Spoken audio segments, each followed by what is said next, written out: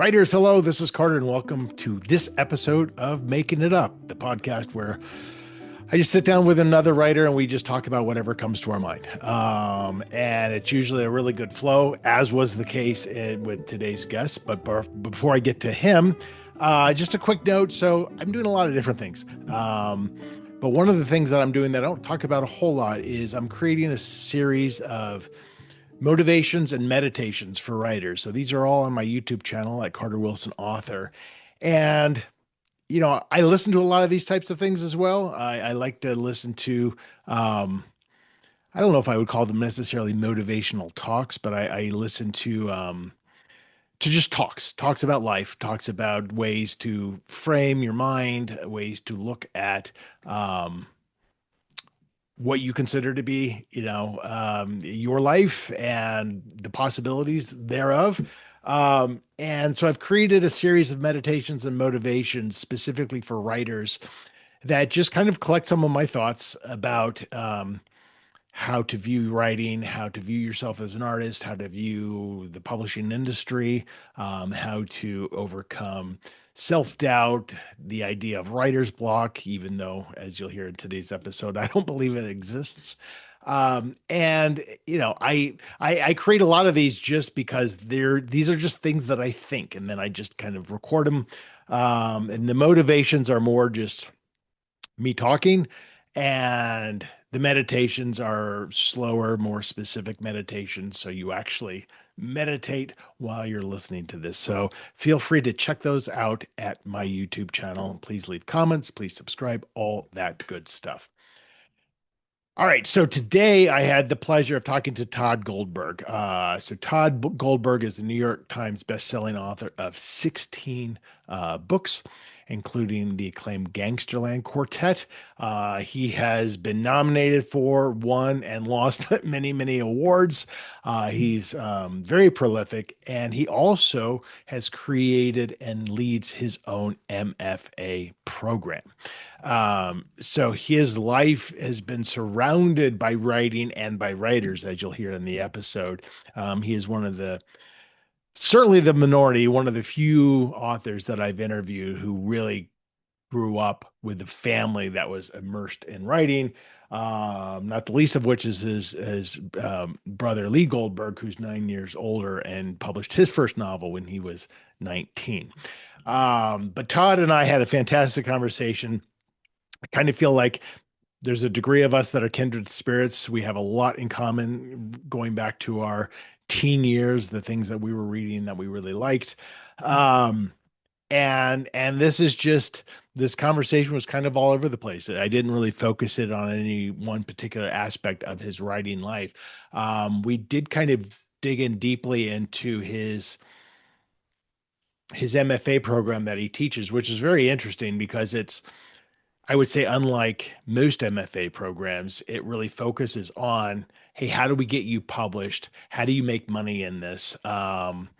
Whereas a lot of, I think the stereotype is a lot of MFA programs are focused on literary fiction, and you don't talk about the actual steps of getting published, agents, publishers, money, all that kind of stuff.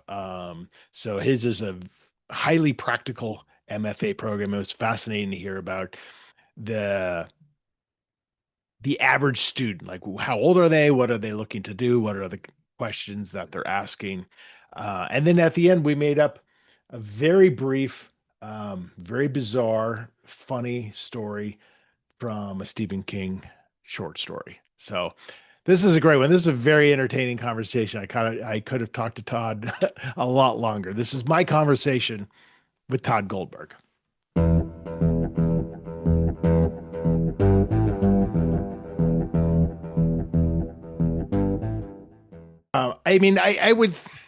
I would think our paths must have crossed at some point. Did you do a little time? I did a little time, right? Were you active in the porn community in the 1980s in the San Fernando Valley? That was me, yes. Well, I did grow up in your area there in the kind of the broader LA area, but I've just seen some of the things that you've done, and I'm sure at Thriller Fest sometime in the last, I think. Interestingly, I've never made it out to Thriller Fest because Oh, really? it always coincides with the time that the MFA program I run, we have our June residency. It's either like 4 days before, and the notion of going, I'd have Yeah. to actually be in a coma to Right. go. Right. LA to New York is kind of a pain in the ass for sure. Or it's the week after, and like the idea of being around anyone and talking about anything Right. that's not, baseball is It's low. not But your my thing. brother goes because my brother refuses to have a festival or a conference happen without his appearance. Oh, so your brother's a writer. Oh yeah, my brother Lee. Yeah. Oh, Lee's your brother. Okay, got it, Yeah. got it, got it, got it, got it. So where did it all come from? Did it come from family? Did it come from were your parents creative? Yeah, so well, I mean, I think the first place it comes from is the normal place for most writers, which is profound trauma. In that while everyone else was playing kickball, we were reading Dune. Um, or in my case, I was more of a Hitchhiker's Guide to the Galaxy guy. Oh my God, I have Yeah, the bound volumes behind me of see, I knew I Hitchhikers. liked you. That was my introduction to reading, really was like that kind of stuff. Monty Python books, they actually Hmm. had some books, and the Hitchhikers, all that good. And of course, Bloom County and all Oh, Bloom County was huge for me. Oh my the God. comics of the time. We're probably about the same age. I grew up in LA just feasting on that stuff. Yeah, Bloom County for me might have been, and I'm sad that over the course of 25 years of publishing books, I've not had the opportunity to talk about this. Bloom County might be the thing that formed my humor more than anything else. Bloom County and David Letterman, when you're 13 years old, Wow. I have a and late night t-shirt up in from the old yeah. late night. I mean, man, Opus, I had a close relationship to Opus than I did to my dad. And frankly, appreciated Opus more as well. But to your original question, so my mom was a journalist and my dad was a TV news journalist. So my mom wrote society columns. So she was a society editor for the newspaper in Palm Springs. So she was sort of the last gossip columnist of her era. And then she had done the same thing up in the Bay Area. So in San Francisco and Oakland and Walnut Creek, she was a gossip columnist. Okay. Um, and so, from a very early age, not that my dad was in the picture, but from a very early age, the writing business was a very real and sort of natural thing because it seemed attainable. And then my brother Lee, he's 9 years older than me. He published his first book when I was 10 and he was 19. Hmm. So it was always right there. And so it turns out I'm from a family of writers. My mom and my dad, my brother, both of my sisters. My sisters have written several art books together that were very popular. My uncle, a cousin, another cousin, my wife. Not that my Wow. wife was in my family prior to this point, just to Right, be right, right. clear. This is not like a Daniel Woodrell novel. But Um, this is the trauma we're talking about. this is not the specific trauma that we're talking about. Um, so yeah, I mean, I think it was my nana was a journalist, so it's always sort of been, I think, in the blood. The difference is I was profoundly dyslexic as a kid, and Okay. so I didn't learn to really read until I was about 10 or 11 years old. And so not being able to read also meant I was not able to write. Right. Well, And so writing I is even was, harder than the reading. For yeah, dyslexic, from what I understand. yeah, it was really tough. And so when I was a little kid, I think my first sort of brush with narrative was all my little Star Wars action figures. And if you're looking at the video, you can actually see some of them. There's my land Of, speeder of that I've course. had since I was We are seven like years two old. nerds geeking out as I sit in front of my X-Files action figures. And then there's Boba Fett and a stormtrooper above me. So I would sit on the floor of my bedroom with my Star Wars action figures, which is just a fancy name for dolls, and I would tell intricate, multi-layered family drama stories involving the Empire and the Rebellion. Does this all coincide with a profound lack of friends at this age? Well, you'd think, but I always had a couple very close friends until I became cool.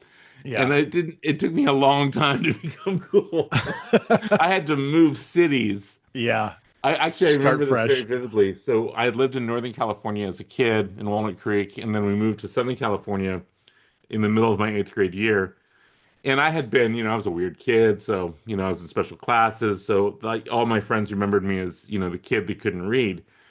And then I moved to Palm Springs, and my sister Karen, who's 7 years older than me, so she was long out of school and wasn't living with us or anything.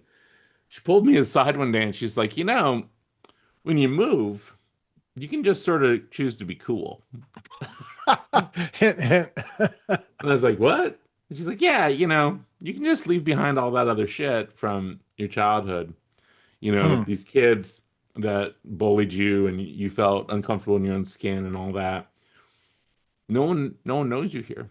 Yeah. You can do whatever you want. And it was very sort of astute observation on my sister's part, but she has always been the smartest of the four of us. Well, it's So an astute I'll tell you observation, but something it's funny though. also a lot of, you can't just, yeah, that's a lot of intentionality to Yeah, actually do that. to do that, right. So the funny thing was, so by the time I was a junior in high school, I was essentially whatever it is you see here today. And on the first day of junior year of high school, they're going through the roll in homeroom or whatever. And there was this girl that in elementary school, like through all of elementary school in Northern California, had tormented me. She was horrible, mean, cruel, terrible person named Krista. Hmm. Very few good Kristas in the world.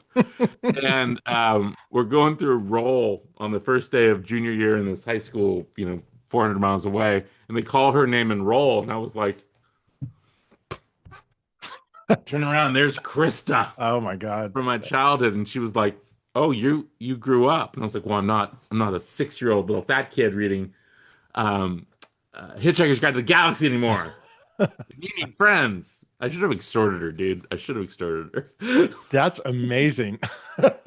And yeah, I'm the same way in the sense that I felt like junior high school is where just you become who you are. Like that's why I Right. remember feeling like, oh, this is when I started having like actually deep, meaningful friendships with people Yeah. that, to this day. But up to that point, it's just all a crapshoot and it can go any way. Anyway, yeah, So true. thank God. But it's Yeah. interesting thinking about your foray into writing because I've talked to so many authors and very few come from a world of writing. Just percentage wise, and then this idea, where you saw books as this or writing as this tangible thing, most people are just like, don't even associate as kids books with humans who Right. sat down and wrote them.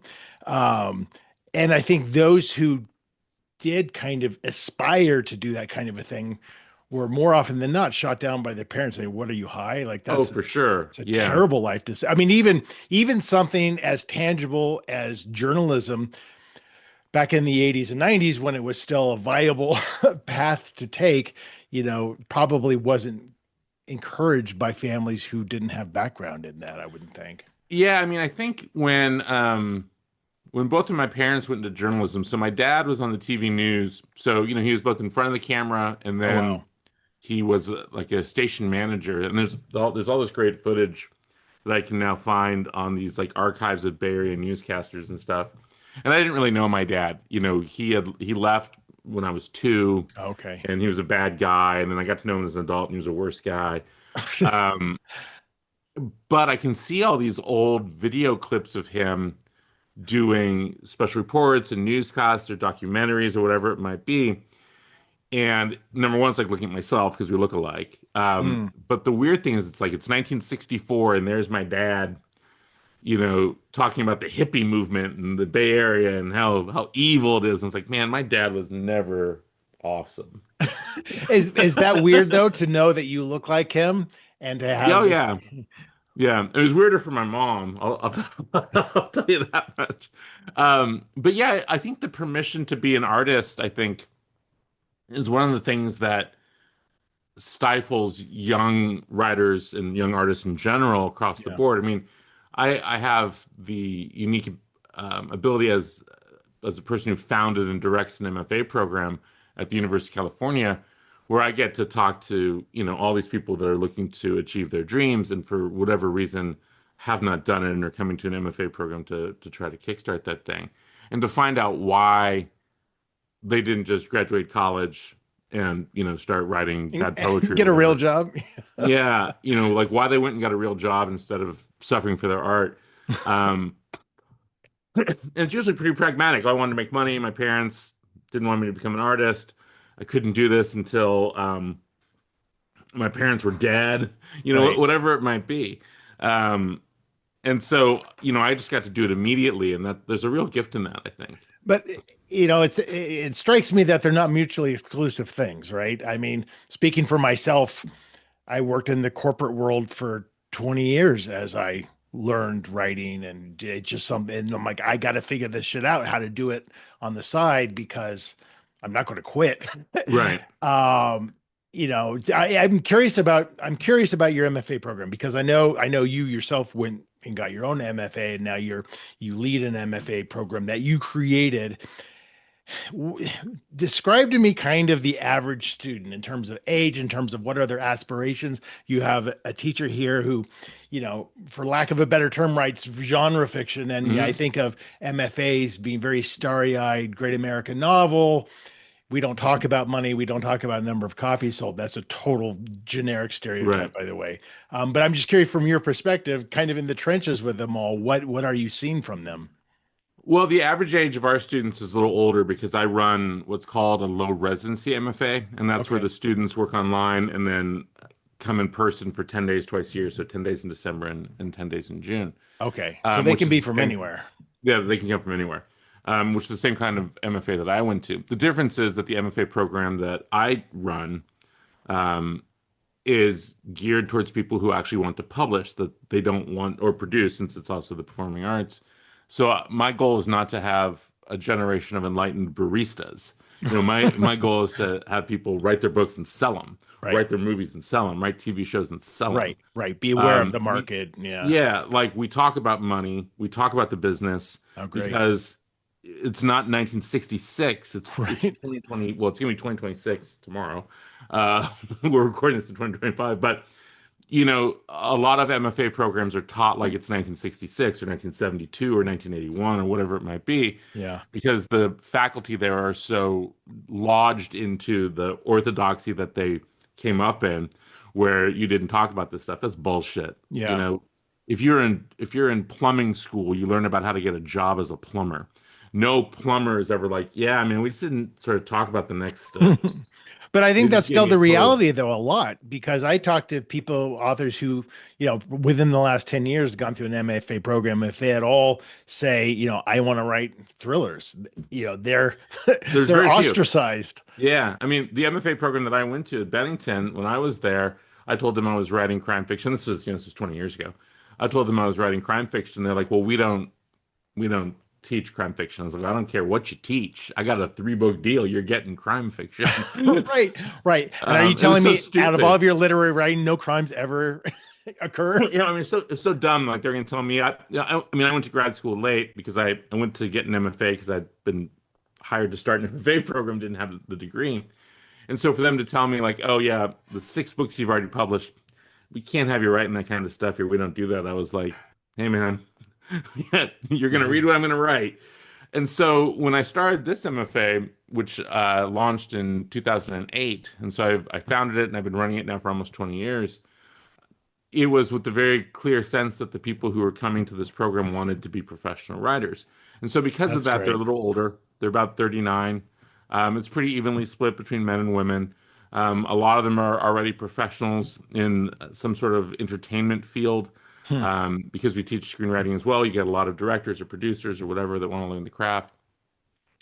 So it's a combination of things, but it's also a combination of people I select. So I'm going to choose the people for this program that I think can benefit from it the most. And those are invariably the people that I think, oh, you need one more thing to get you published. You need one more thing to become a staff writer on a show. You need one more thing to write your memoir, whatever it might be. Right. And I know that we're really good at providing that one more thing. And so you obviously have students who have written scripts, have worked in the industry, have maybe, you know, queried agents, uh, Uh, have everything. published, perhaps, you know. Tons. Yeah, I mean, tons. Yeah, yeah, I yeah. could list them, but it'd be embarrassing. Right. Yeah. I So mean, it, like hundreds of novelists, hundreds of working screenwriters. okay. So it's hard because you're trying to identify that one thing, right? Which is obviously different for everybody. And the one thing, the basket of one things shifts constantly. All the time. You Totally. know, like they might, what they weren't ready for 5 years ago might be landing today, Right. because of the market. And then you also have to be very aware of screenwriting in addition Hmm. to novel writing. So you've written screenplays yourself? Yeah, and I'm working on a show right now that just got picked up by Oh, great. Netflix, so we got greenlit. So it doesn't have a title yet, but it's a new show that takes place in Vegas, made by the folks Brian Koppelman and David Levine, who did Oh, Billions for many yeah, seasons yeah, on yeah. Showtime and That's great. Rounders and That's a great show Ocean's running. 13. So I've been working as a producer on that show for the last 6 months while we've been getting it ready to be sold. Or not sold, well, not it get greenlit, and it got Yeah. greenlit about a month ago. Wow, that's Um, exciting. yeah, and I've sold lots and lots and lots of scripts and TV shows and movies based on my books. They just never ever get made. No, no. Yeah, they get through the options, and Yeah. I've experienced that myself, and everyone, but it's funny because that's what everyone's interested in. Hmm. The maybe the layperson, if they hear that, they're like, who would you want to play? I'm like, I don't know. Like, I don't even allow myself to think that because the film and TV agents will give me updates whenever it's appropriate. Right. Otherwise, I don't think about it because I know the chances are it'll never get made. The chance to never get made, and you'll go crazy, like laying in bed thinking about, the if comes on all of this stuff. Right. And this was here, like to go back to your initial question, like this is why coming from a family of writers has been so helpful to me as a human being, which is that, from a very early age, my brother was like, hey man, write the books, and anything else that comes from that, like put that in the bank. Yeah. Don't ever Right. assume anything else is going to happen with it. Just take the money and, go about your life, and don't put too much hope and dreams on that next thing. Do the thing that you can control, which is to write. But he also told me very early on not to be an author, but be a writer, know how to do lots of things. So know how to Right. write books, know how to write essays, know how to write criticism, know how to write screenplays. Um, and that way, when something isn't selling, just like you talked about a moment ago, there's some other way for you as a writer to approach your story. Right. Or And that's teaching. been very helpful. Yeah, teaching for sure. I mean, that's the other thing. Like, I was always taught from a very early age, even also just from looking at my mom and my dad's careers. It's like you always got to have something else when Right. you're an artist, because God knows how long it's going to take you to finish something, or you finish something and it's terrible, Right. which happens. Or you finish something and the rest of it is pretty much out of your control. And so Correct. timeline, Yeah. whether it sells. Right. And so I was always taught you need to have that second thing. And for me, I always wanted to be a professor. That was never Hmm. that was never a fallback position. I had always wanted to be a creative writing professor, an English professor, maybe Dead Poets Society Hmm. and the separate piece that gave me a dream of standing in a leafy college somewhere Maybe and with a happier ending. yeah, where Phineas doesn't break his leg, and there's no suicides. Right. Um, but I had always loved the notion of, being able to talk about books and movies and all that stuff as a job. And then I got very lucky in that, from a very early time after my first book came out 25 years ago, I got a job at UCLA, and that has just sort of led me to the last 25 years of my life as a professional writer, but also as a professor, and then for the last 20 years as a person, running their own small cabal. Yeah. It's actually a fairly large cabal. It's a significant cabal. I mean, You want a cabal. you Like if you're want, gonna have a that, cabal, yeah. I have mean, it be big. that's the minimum that you want is some kind of cabal cohort. Some Kind of Cabal is also my favorite Metallica record. Oh, it was such a good record. So yeah, because I started a coaching practice, Unbound Writer, with the idea not only that I love it, but let's, nothing's certain, and of course it's not certain that you're going to have students or whatever, but you Right. you are spreading yourself out a little bit. Um, And it was no certainty that you were ever going to sell any novel No, for at sure. all. Was that your first novel 25 years ago? So now I think Only Way Out is what, your 16th novel, something Yeah, like that? Yeah. 16th book. Yeah, Wow. Jesus. Amazing. I Actually, it's my know. 18th because there's these have fallen off my CV, but I also wrote two travel books about Las Vegas that are long out of print. One was called Horny Las Vegas, and it was a guide to like dive bars and strip clubs, and one was called Hungry Thirsty Las Vegas, which was a guide to dive bars, diners, and cheap eats in city of But Las they were Vegas. on your CV for a while, at least. Yeah, and then eventually I was like, you know what? It's not I really don't, what I'm known for anymore. yeah, I think I can drop these. I think I That's can drop them. so your first novel though, was that the first novel you wrote, was that published? Yeah, so my first book came out in 2000, and I wrote that in 1998. I wrote Yeah. that book. And it was, so it's 29 when it came out, which in retrospect is absurd. Like, Yeah. number one, I didn't have anything to say. And number two, Right. anything I did have to say was total and utter bullshit. Right. But you got to start somewhere. You got to start somewhere. And the pressure was on me because my brother had published his first book when he was 19. So I was like, oh God, Right. I'm a failure. I remember on my 25th birthday, my wife and my friend took me to the Magic Castle in LA. Oh yeah. And I had a small nervous breakdown. I was 25 and I hadn't achieved anything, which seems so And charming you're to me watching these amazing now. magicians. Yeah, it's like look at these people. They can make a dove appear. What have I done? Meanwhile, they're working on cruise ships the rest of the year. Right. And just 4 short years later, my bad first novel was out. I mean, that's still amazing, right? Like my first three books didn't sell, even though they were agented. And so it's just like you just keep trying. You have to love it, right? You have to just be like, Yeah. yeah, it sucks and I don't like rejection, but what can I glean from it and move forward. And what's interesting about you too, and your brother, when you talk about kind of the thriller suspense mystery community and the works put out, you inject a lot of humor, which it's funny because I think we have a very similar background. I think keep going back to Hitchhikers. I'm like, this is a piece of art. Mhm. Hitchhikers guy, Douglas Adams is my hero.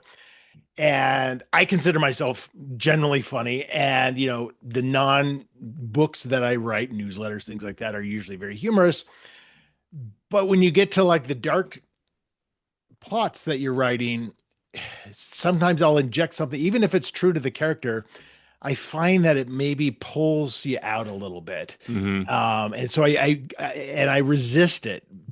But so is it for you? Is it really dependent on your character's ability? Because you're like, because the natural tendency is like, I've got a great line that I could Right. put right here, and I just know it's going to just stand out too much if I do it. Yeah, I mean, I don't think I write one-liners per se. No, Um, and so I think that way the humor always comes directly from the character, right, that the situations are absurd, so right, like the books I wrote previous to this one, I wrote four books about a hitman who hides out in Las Vegas as a rabbi. Well, that's absurd. Just that sentence is like makes you sort right. of smile and say, well, that's absurd. And so working from an absurd concept, you're naturally going to, depending upon how you want the reader to take the book, the form is going to have to match the content in some Yeah, important way. And I mean, that's something that Stephen Sondheim said, that content dictates form. And you weren't expecting a Stephen Sondheim quote. I kind of was, but I um, so, for me, comedy invariably comes from the characters themselves and their particular worldview and logic and all that, but also in the situations that I'm writing about. So, in my first several books, I was trying to not be funny because I was a young, serious man. yeah, And so one of my books, a novel called Living Dead Girl, which was my second novel, it's been very popular for many, many years. It lost a bunch of awards, but there's not a single joke in that book. hmm, There's not a single funny moment in that book. And what I remember about writing that book is I felt like I was losing my mind. By the interesting. time I was done with it, I was like, who am I? What's Right. wrong with me? My brain's cooked. But it was a choice of like, oh, this can't be funny. And but actually, it was like something my brother said to me again, where he was like, you could try to start writing books where people don't want to kill themselves and they get done reading it. Well, yeah, I would much prefer and it's not, and we're not just talking about light fare here, right? It's Right? No, still no, yeah, heavy stuff, still heavy but stuff. it's a pressure valve. And I think, with our style of writing, it almost lends itself more to like gallows humor kind of a Right, thing. I think where I push back a little bit and this is a totally psychological quirk of mine, is that if I'm writing a male protagonist who's sarcastic and sardonic, as I tend to be in my real life, people will say, "Oh, this person sounds just like you," and right, I hate that. I don't want me to be at all recognized by anyone. right. Somehow I just push back against it, so I tend to not have too much witticisms in there. Well, I think stuff that you write sounds like you because, and listeners, this is a spoiler. You're writing it. Hmm. So, I mean, it's not coming filtered through AI or something, but I Right. mean, I think a lot of times when I'm sitting at my desk and I'm writing, that of course I get a little, methody, right? Like we have to, right? Yeah. Like you can't write your characters unless you can imagine the logic of somebody else. Right. In order to imagine the logic of somebody else, you have to then begin to build the foundation of who this person actually is Right. that creates It's their a place of decision. empathy. Yeah. Yeah. And so, I'm not surprised when people say, "Oh, a character sounds like you," or "Oh, like that's a thought that you have." Well, of course. I mean, everything that's happening on the page is a thought that I've had. Right. But also, you can't blame me for the action. Like what I believe is very separate from what most of my characters believe. Like Right. Although people have a hard time sometimes disassociating that as yes, well. yeah, for sure they do. My own editor calls me rabbi, so there's that. My mother asked me if I'd been molested because one of my characters had been. And I'm like, Jesus, that's a Jesus. lot. Like, well, She sat mom. with it for a month before she had the courage to ask me. I'm Oh like, my oh my God, God. I Jesus. have an imagination. I Right. I haven't killed people either. Yeah, I mean, this is very often at events, someone will raise their hand and be like, how much of this is based on your own life? I was like, well, I'm not a hitman who's killed hundreds and hundreds of people and buried them in the backyards of people's homes.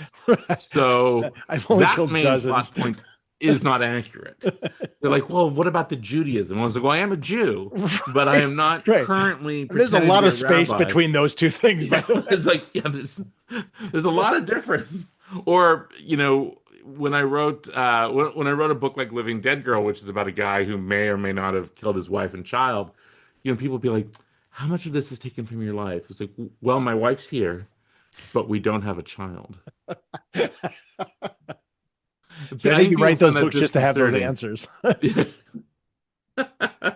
So, I mean, I think writing funny, there's for sure it's an art, like to be able to do it, and you can't do it if you're not funny. Um, but it's always based on the kinds of stories that I'm telling. But I think in order to be a nimble kind of storyteller, and this is true in Only Way Out, but it was really true for the gangster books that I wrote, is that you have to know how to modulate voice in order to hit emotional notes that you want to have on the page. Otherwise, it's just absurdity. And I think of a writer like Elmore Leonard or Daniel Woodrell or Dennis Lehane or Susan Straight. These are all writers that really know how to modulate voice based on the dramatic situation that you're in so that you can have something moving, you can have something funny, you can have something blackly comic, and you can have something where you're genuinely scared, and you can have them all happen on the same page, and it feels organic because they know how to manipulate your responses to what you're reading about. Yeah. And so that's something I try to do on a fairly regular basis. And for me, like reading Donald Westlake or Elmore Leonard when I was a kid, and I mean I still read them as an adult. I have a Donald Westlake book somewhere on my desk. Um, those taught me like, oh, the world, if you view it through a place of absurdity, the storytelling that comes from it is naturally going to have an absurd light to it. If you view the world from a place of pure darkness, then you're going to write, you know, Right.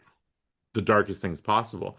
And so that's really how I've tried to modulate it as a writer is how does my character view this world? Well, he views it as absurd.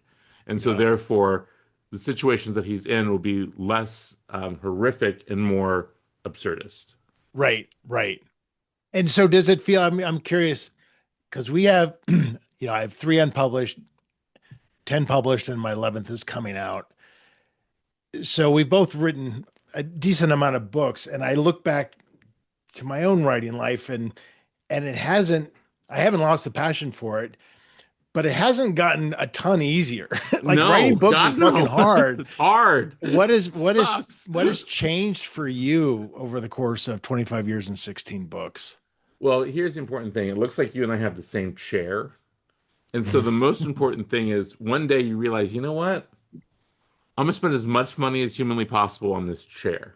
And it's gonna be so comfortable that I could sleep in it if I needed to. So you Because want to you want to be in the chair.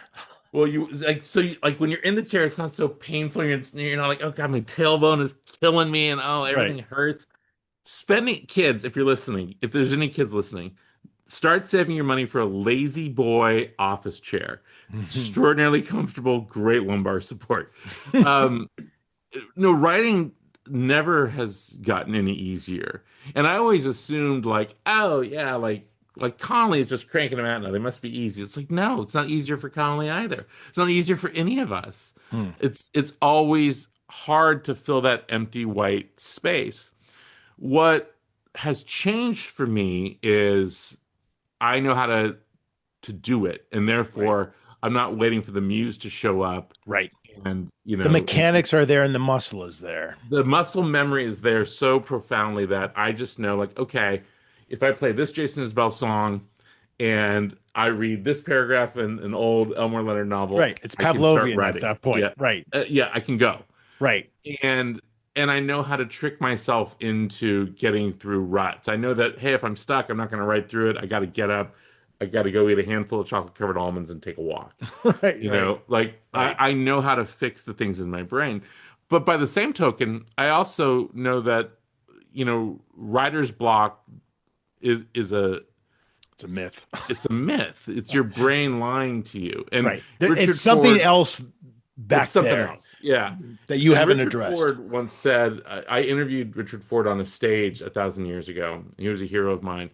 And he said, the thing about writer's block is I don't concede that it exists. Yeah, I don't either. I don't either. And I was like, right. Because like chefs don't have chef block. Right. Right. Or Or surgeons. so surgeons like, you just can't do it today, man. Sorry. Right. The muse isn't here. Yeah, you know what? The fingers aren't working. But I'm that's disconnected. where the daily practice and the muscle memory kicks in because and you might end up writing shit pages, which is If you're fine gonna because write that's them. way better Yeah. than writing no pages at all. Right. I mean, I think where I get stuck is just because I don't outline, which just is how my brain works. I get to a point I'm like, I don't know what happens next, so I'm going to wing it and hope my subconscious is working. And if I Right. know what I'm writing, it's pretty physically easy to write. Whereas when I first started, it was horrible. Every Right. sentence was just a struggle. But it's sometimes it's that self-doubt never quite leaves of like, there's probably a better scene after this than what you're writing, and Right. you just don't know what it is. And you just hope you just have to trust yourself. And that takes years to get to a point where you're like comfortable trusting yourself. Yeah, I mean the confidence to trust yourself, but also trust that you can unfuck yourself. Yeah, Like totally. that's the biggest thing for me is knowing that I'm God and I can go and I can block and delete and Right. and go again. And that took me a long time to recognize that, but it also I had to have really good editors who sort of showed me my own ticks. Right. And once I understood my own ticks and the things that I did when I was searching for things, well, then I could find them very easily and cut them. So if my editor for my gangster books, a wonderful man named Dan Smetanka, um, so he edited the four books I wrote about the hitman rabbi.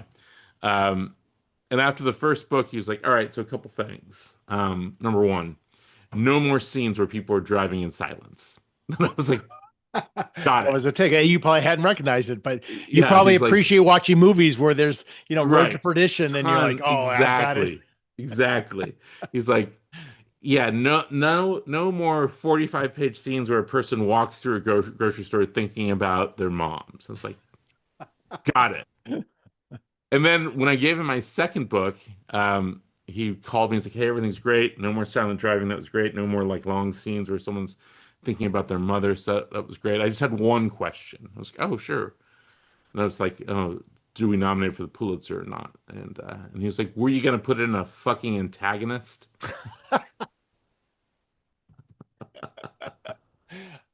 Like, oh, Oh. you mean you want to have conflict in the book? And I was like, "Oh, so see, I sort of view the narrator or the main character as being his own antagonist." And he was like, "I want you to listen to what you're saying." Right, right. That is the most precious thing I've ever heard, by the way. Yeah, and I was like, "Oh, He's oh both my the God." protagonist and antagonist. Yeah. He's like, what are you talking about?" He's like, "Don't you have your own school?" And I was like, "Oh." He's like, "You have 6 weeks." I was like, Okay." Wow. And the great thing about having 6 weeks was like, well, no more bullshit. I'm But gonna go write that book now. the passion's still there. Oh, I love it. All the only things I've ever wanted to do professionally were be a writer, play quarterback for the Raiders Yeah. when they're still in Oakland. I was about to say not right now. Not right now Although because I they don't could want to. use you. I think, yeah, I mean, I'm just as good as Gino is at this point.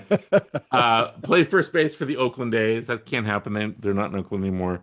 And be a professor. So my passionate thing still exists. I still watched the Raider game 3 days ago or whatever and screamed Oh in wow. anger. Yeah, I know Well, it is I'm so in good. Colorado, so I'm a Broncos guy. So it's been up and down relation. It happens to be a Right. good year. You had to go through the Oh the Tebow seasons. yeah, I love the Tebow seasons. The first one was like the most exciting thing that's ever happened. Nothing like a man who can't throw being in charge Right, of throwing. right. But he's got God on his side, so Right. Yeah, that's all that that was matters. helpful. But even God had his limitations. God's Right, like, I know. keep At throwing some the point, wild God's like, card. "Yeah, I'm done with you." Yeah, I'll give you the wild card game, but that's it. Reality's coming next week, son. The funny thing is, Um, I was actually at that game, and my kids were little, and I took them. It was just me and the two kids, and my son, who was probably six, right, seven, just he couldn't handle the atmosphere, the noise. He right. was kind of sensitive, and it was a fail on my part. But like we had to leave in the third quarter because he Oh my just. God. And then to this day, he's still because he's a crazy football Right, Green Bay fan now. He's like, that's one of my biggest regrets. He's like, even though I probably wouldn't even remember that game, right, the fact that I made you and my sister leave, and that's what and then they won in overtime. Like, right. That the pass across the middle, the one time he was able to throw 40 yards on the line. right, it was like the first play. I Yeah, know, and I'm right like, out of we're overtime. shutting off the radio. We're taping it at home. We're gonna watch it at home. So at least we got to see it. But I'm like, oh, But we were now you there. have this more profound memory of how your child screwed you. Yes, exactly. Well, Todd, we're going to wrap up. Before we do, we're going to do our own quick little storytelling. I've got three books at random. Not at random, actually. These are all Stephen King books that I Okay. pulled from the shelf. We're just going to pick a book, a random sentence from a random page. That'll be the first sentence and like a 2 minute long short story. So I'll read that sentence. You just tell me whatever pops in your head for the next sentence or two. I'll do a couple. And then when it goes off the rails, Okay. we'll call it I'm a story. prepared. So I've got Black House with Straub as well, Dr. Sleep, and short stories. Everything's eventual. So pick one of those Ooh. books. Let's go. Everything's eventual. I love his short Because I stories. because I hated Doctor Sleep. I Yeah, hated I that know. book. I liked it okay. It wasn't The Shining. Yeah, I um, mean that's the problem. I mean, for many, many years, I hosted this podcast for a decade, a podcast called oh Literary wow. Disco, and we did Doctor Sleep on that show, and all three of us really disliked it, and the amount of hate emails that we received from people was Oh, shocking. interesting. Yeah, we really disliked that book, and there's something else that we disliked that people went crazy. Oh, The Fault in Our Stars. People got very angry with us about The Oh, Fault in Our yeah. Well, Stars. what are you going to do about that? Yeah, a lot Give of me emails from 14-year-olds. right, right. You just correct their grammar and send it Yeah, I back. was like B and sent it back. Give me a page between 1 and 459. Oh, let's go 222. Okay, so I'm going to quickly scan 222 and just um all right, I'm going to give you a very basic line. You can do whatever you want with it. Okay. I went back into the living room, still looking at the money, Had I realized it was covered in blood at that point? No. but I soon found out when I went and reached down and picked up the first wad of tightly bundled $100 bills. The blood was underneath, and I saw it streak on my fingertips as I set it back down. I turned to Chet and said, "Does dog blood smell different than human blood?" Chet said, we can find out if you're really aiming to be specific. I thought about it for a moment and realized, I'd never eaten dog, so how would I possibly know the difference myself? But I knew Chet had. My mind went to more pressing concerns. How the fuck are we going to spend blood covered money? I think we call it there because we just broke one of the cardinal rules. We killed a dog. Yeah, I killed a dog in a story once that was off. I've told this many times. Off screen, you don't know the dog. It was just two cops saying we found this dead dog. It looks like it had been Right. intentionally killed, and I got a lot of shit for it. Not from agents or my editor, but Goodreads. Blows up Oh and yeah. trigger Dude, warnings of like animal what do you torture and abuse. And what are I'm you doing going on Goodreads? like, it was a You can't go poodle. on Come on. You can't go on Goodreads. This is No. the thing about Goodreads. 2 o'clock in the morning, and you're like, everything about me is horrible. I'm a terrible person. I can't write. Let me go to Goodreads and filter to 1 star reviews only and read down. And it's like everything about yourself is confirmed Wow. from sexy bobby 69420 at gmail.org. Have you done that? That's Well, not recently. that's self-flagellation at its finest. No, I mean, dude, I didn't go to therapy all those years to go have, you know, Bobby 15 Yeah. at Vulcan, tell me that I suck. I don't need Yeah. that in my life. Come on. Well, Todd, it was great to connect with you. Thanks for spending a little time on New Year's Eve with me, and I hope Happy you to enjoy do the it. New Year's and hope we get to run into each other sometime. I will be looking for you in the halls of the state penitentiary sometime soon. I will be there. All right, brother. Take it easy. Thanks. Yeah. Bye. All right, that is it. That is my conversation with Tod Goldberg. I told you it was a good one, and what a bizarre, entertaining short story we crafted together. Um, his latest book is Only Way Out. It came out in December 2025. So go check that out for sure. And if you want to learn anything else about Tod, just go to his website, Tod Goldberg. That's Tod with 1D, Goldberg.com. And if you're interested in learning more about me or my books or my newsletter or making it up episodes, just go to carterwilson.com. And at unboundwriter.com, we have a brand new, beautiful website. You can learn about my coaching services for writers, my self-guided online courses, and any retreats or live events that I might be offering. So that is it. That is it for my conversation with Tod. That is it for this episode of Making It Up. Thanks as always for watching and or listening. Check out next week for another new episode. In the meantime, as always, friends, take care. Happy New Year.